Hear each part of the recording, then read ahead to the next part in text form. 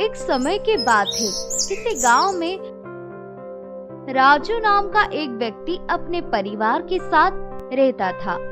वो बहुत ही मासूम और सच्चा था। उसे किसी से भी कोई मतलब निकालना नहीं आता था और ना ही वो किसी से मतलब के लिए बात करता था। वो बहुत ही सीधा साधा व्यक्ति था। उसमें कपट और छल नाम की कोई चीज ही नहीं थी। राजू की बीवी सुधा बहुत ही ज्यादा बुरी थी।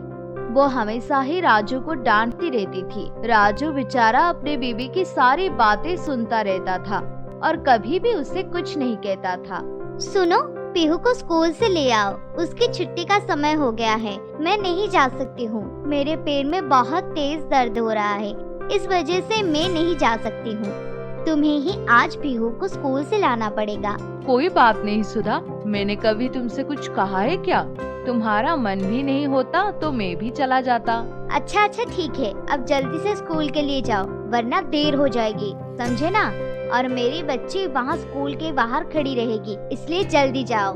हाँ जा रहा हूँ, तब तक तुम खाना बनाकर तैयार रखो, मैं पीहू को लेकर आता हूँ। पीहू वहाँ पर खड़ी हुई इंतजार कर रही होती है। राजू अपनी बेटी के पास जाता है और अपनी बेटी से कहता है, बेटी पीहू, तुम यहाँ पर खड़ी हो और मैं तुम्हें वहाँ ढूंढ रहा था। खैर छोड़ो, चलो घर चलते हैं। लाओ ये बैग मुझे दे दो, मैं पकड़ लेता हूँ। पापा, आप रोज मुझे लेने के लिए आते हो, कभी मम्मी क्यों नहीं आती है?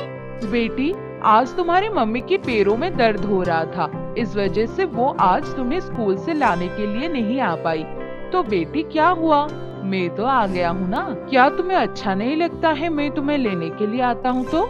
नहीं पापा, ऐसी कोई बात नहीं है, बस मुझे ये बात अच्छी नहीं लगती है कि माँ हर बार तुम्हें ही क्यों भेज देती है मुझे लाने के लिए। खुद भी तो आ सकती है ना। और सभी बच्चों की मम्मी नहीं आती है क्या? तो मेरी मम्मी क्यों नहीं आ सकती है भला? बेटी, तुम तो जानती हो ना तुम्हारी मम्मी को घर का कितना सारा काम रहता है, इसी वजह से वो स्कूल लेने के लिए नहीं आ पाती है। पापा, आप झूठ बहुत बोलते हैं। मुझे पता है माँ को कोई भी काम नहीं रहता है। आप ही सारे काम करते हो और फिर अपने काम भी करते हो। पापा, आप थक नहीं जाते हो? बेटी, बहुत देर हो गई है, चलो घर चलते हैं। तुम्हारी माँ तुम्हारा बहुत देर से इंतजार कर रही होगी। चलो, सारे बच्चे घर जा चुके हैं, बस हम दोनों ही बचे हुए हैं यहाँ पर अकेले। ऐसे कहकर राजू अपनी बेटी के साथ घर के लिए चल देता है। दोनों घर की तरफ चल पड़ते हैं। घर पहुंचने पर पीहू अपनी माँ से कहती है, माँ, आप मुझे कभी भी स्कूल से लेने के लिए क्यों नहीं जाती हो? हमेशा पापा ही मुझे लेने के लिए जाते हैं। आपको ये पता है ना पापा को कितना काम रहता है और आप फिर भी पापा को मुझे लाने के लिए भेज देते हैं। क्या हुआ पीहू? बेटी, तुम इतना गुस्सा क्यों कर रही हो? तुम्हारे पापा ने तुम्हें बताया नहीं मेरे पैर में कितना दर्द हो रहा है, इस वजह से मैं तुम्हें लेने के लिए नहीं आ पाई, वरना मैं पक्का आती। माँ, आपके पैरों में तो रोज दर्द नहीं होता है, फिर भी आप मुझे लेने के लिए कभी भी नहीं आते हो। माँ, आपको झूठ बोलने की कोई जरूरत नहीं है। अगर आप नहीं आ सकते तो पापा को मत बोला करो।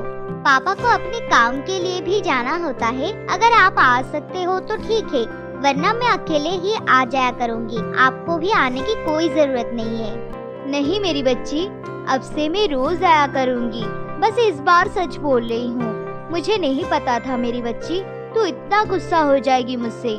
मुझे माफ कर दे, अब से मैं ही तुझे रोज स्कूल से लेने जाया करूँगी। बस ठीक है माँ, पर आप अब कभी भी पापा से नहीं कहोगे, ठीक है ना? उनको अपने काम पर जाना होता है। ऐसे कहकर पीहू अपनी माँ को कुछ हद तक सुधार तो देती है और फिर राजू भी अपने काम के लिए निकल जाता है। राजू एक सेठ के पास काम करता है। जब भी ट्रक आता है तो राजू उसमें सामान लोड और अनलोड करवाने का काम करता है।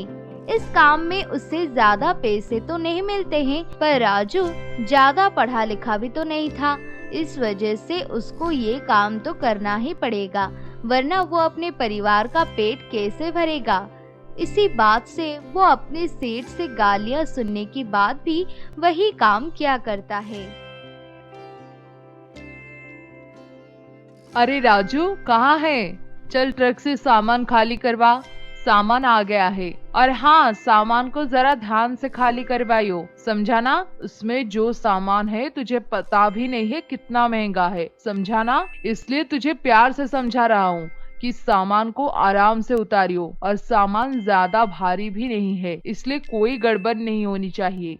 और ऐसे कहकर सेठ वहां से चला जाता है और राजू अपने काम पर लग जाता है। राजू जैसे ही सामान को उठाता है तो वो उठ नहीं पाता है और राजू उसे उठाने की बहुत कोशिश करता है। वो अपने कंधे पर सामान ले जाता है, पर सामान भारी होने की वजह से वो राजू से गिर जाता है और मालिक वहां आकर राजू से कहता है, आज कुछ खाया नहीं क्या, जो तुझसे इतना हल्का सा सामान भी नहीं उठ रहा है? मालिक, सच में सामान बहुत भारी है। मैंने इसे उठा तो लिया था, पर ये भारी होने की वजह से मुझसे गिर गया। देख, अब तूने इसे गिराया है तो इसका हर्जाना भी तो तुझे भरना ही पड़ेगा, चाहे अब तू कैसे भी कर, पर अब इसके पैसे तो तू ही देगा, वरना मैं तेरी दिहाड़ी में से काट लूंगा। सेठ जी, इस बार मुझे माफ कर दीजिए, अब से गलती नहीं होगी। मैं आपसे सच बोल रहा हूँ, आप मुझे इस बार माफ कर दीजिए। मेरी दिहाड़ी मत काटिए, मेरे पास वैसे ही पैसे नहीं हैं और मुझे पैसे की सख्त जरूरत है। अच्छा तो एक काम कर, आज से तुझे मेरे काम पर आने की कोई जरूरत नहीं है, समझा ना? तुझे जहाँ भी काम करना है कर, पर अब यहाँ अपनी ये मनुष्य शकल लेके मत आना। सेठ जी, मुझे काम से मत निकालो, मैं अपने घर को कैसे चलाऊंगा? फिर सेठ जी, मेरे घर में खाना पीने का सामान कहाँ से आएगा अगर आप मुझे काम से निकाल देंगे तो? मुझे नहीं पता तो कहाँ से क्या करेगा, अब जो भी करना है तेरी मर्जी है, जो करना है कर, बस अब से मेरे काम पर आने की कोई जरूरत नहीं है तुझे। ऐसे कहकर सेठ राजू को बेइज्जत करके काम पर से निकाल देता है। राजू बहुत ही ज्यादा निराश हो जाता है और निराश होकर अकेले में एक जगह बैठ जाता है कि तभी एक बूढ़ा आदमी राजू के पास आता है और राजू से कहता है, बेटा क्या है, इतना उदास उदास होकर क्यों बैठे हो? क्या हुआ है, क्या बात है, मुझे बताओ, क्या पता मैं तुम्हारी कोई मदद कर दूं? भला आप मेरी क्या मदद कर पाएंगे बड़े बाबा? मेरी समस्या ही ऐसी है, इसका कुछ नहीं हो सकता है। सब कुछ हो सकता है मेरे बच्चे, तू ऐसे निराश मत हो, सब ठीक हो जाएगा। बता क्या दिक्कत है? और ऐसे कहकर बुढ़ा राजू से उसकी परेशानी का कारण पूछता है। राजू उससे सारी बात बता देता है। बुढ़ा हंसकर राजू से कहता है, बेटा तो तुम शहर चली जाओ और वहाँ अपनी कोई दुकान खोल लेना, तुम्हारा खुद का अच्छा खासा काम चल पड़ेगा, तुम्हें किसी और के पास काम करने की जरूरत भी नहीं पड़ेगी। बाबा, आप सही कह रहे हो, मुझे अब अपनी ही काम शुरू करना चाहिए, छोटा ही सही पर शुरू तो करना ही पड़ेगा। मैं अभी अपने घर जाकर सबसे ये कहता हूँ कि शहर जाने के लिए तैयार हो जाए। राजू फौरन ही अपने घर के लिए जाता है ताकि वो अपने घर वालों को बता सके। और राजू घर जाकर अपनी पत्नी को सब बता देती है कि उसकी सेठ ने उसे काम से निकाल दिया है और अब वो शहर जाने वाला है, इसलिए सारी तैयारी कर ले। सुधा में अब काफी बदलाव आ गए थे और वो अपने पति के लिए बहुत परेशान थी। और राजू अपनी बीवी और बच्चे के साथ शहर के लिए निकल जाता है। राजू शहर में एक कमरा ढूंढ लेता है रहने के लिए, पर उसका किराया काफी ज्यादा होता है। राजू अब सोचने लगता है कि उसे किस चीज का काम शुरू करना चाहिए।